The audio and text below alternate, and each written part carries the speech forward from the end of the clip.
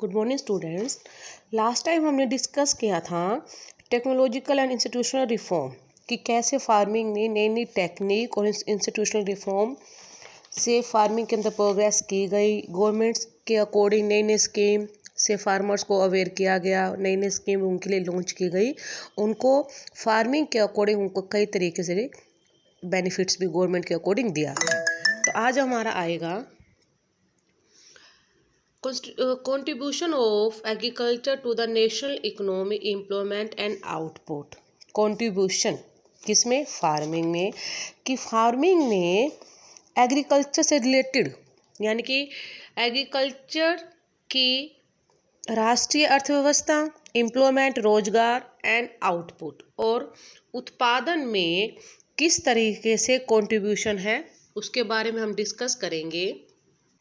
Agriculture has been the backbone of the Indian economy through its share in the gross domestic product GDP हमने economics में discuss किया हुआ है। तो agriculture को इंडियन इकोनॉमी की बैकबोन माना जाता है और ये अपने GDP का ज़्यादा से ज़्यादा इंडियन इकोनॉमी को यानी कि भारतीय अर्थव्यवस्था में अपना बहुत ज़्यादा योगदान भी फार्मिंग से दिया जाता है।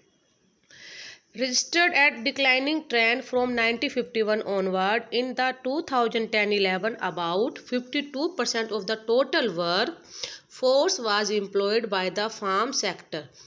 इसमें क्या आया कि फार्मिंग के अकॉर्डिंग अगर हम जीडीपी को देखते हैं तो लास्ट अगर हम 1991 की अगर हम बात करते हैं तो उससे जो जीडीपी बढ़ना चाहिए उसकी बजाय वो कम हुआ है, डिक्लाइन हुआ है। और कम होने के साथ साथ में फिर भी अगर हम देखते हैं तो 2010-11 के अकॉर्डिंग फिर भी लोगों को एज ए एम्प्लॉयड उनको रोजगार भी फार्मिंग के अंदर ज़्यादा दिया जाता है, क्योंकि फार्मिंग के अंदर हमारी जो इंडिया की जो पॉपुलेशन है अबाउट 50-60% जो पॉपुलेशन है वो फार्मिंग के ऊपर डिपेंड है। तो जीडीपी का अगर ज़्यादा कंट्रीब्यूशन नहीं है फिर भी वो क्या करता है कि ज़्यादा से ज़्यादा लोगों को रोजगार जो है वो लोगों को फार्मिंग में ही ज़्यादा दी जाती है।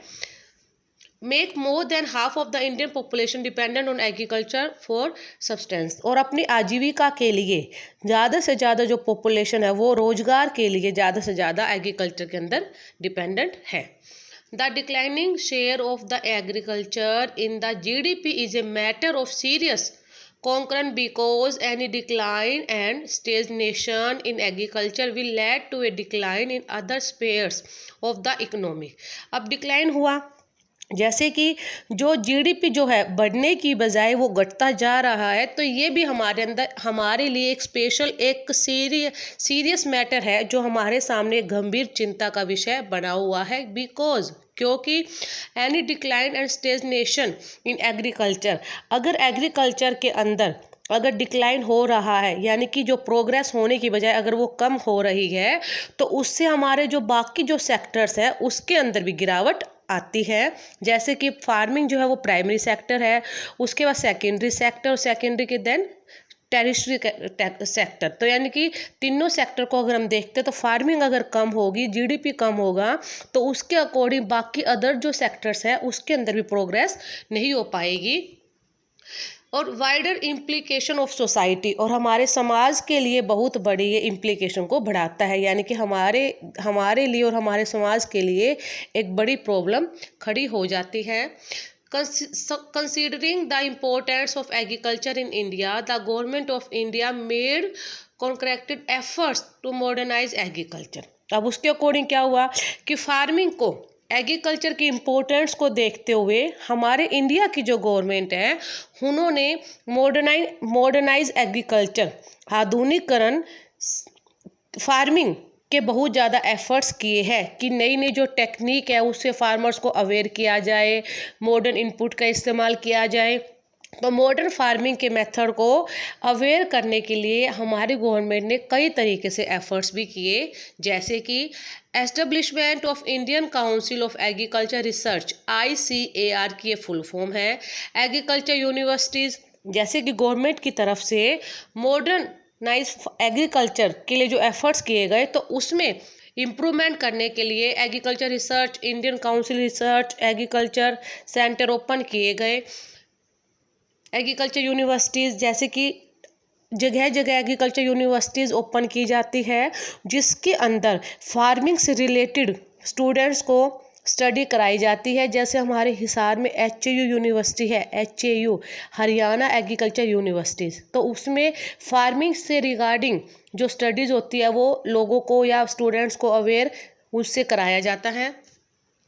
आगे है हमारा veterinary services and animal breeding centres horticulture development. ठीक है, वेटरनरी यानी कि जो एनिमल्स के लिए, जो उनकी सेफ्टी के लिए जो सेवाएं दी जाती है उससे लोगों को अवेयर किया जाता है। Animal breeding centres, horticulture development, बागवानी के अंदर हमने व्यवस्था बनानी, हमने कैसे डेवलपमेंट करनी है, तो उसकी भी जो एजुकेशन है वो टाइम टू टाइम लोगों को गवर्नमेंट की अकॉर्डिंग वो दी जाने लगी।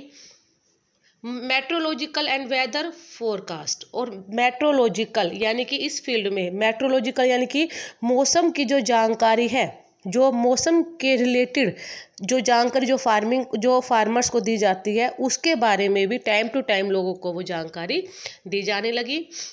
Were given priority for improving Indian agriculture, तो सबसे पहले एग्रीकल्चर को इम्प्रूव करने के लिए, यानी कि किस तरीके से हमने एग्रीकल्चर के क्षेत्र में हमने इम्प्रूवमेंट लानी है, तो सबसे पहले उसके ऊपर गवर्नमेंट का मेन एम बनाया गया।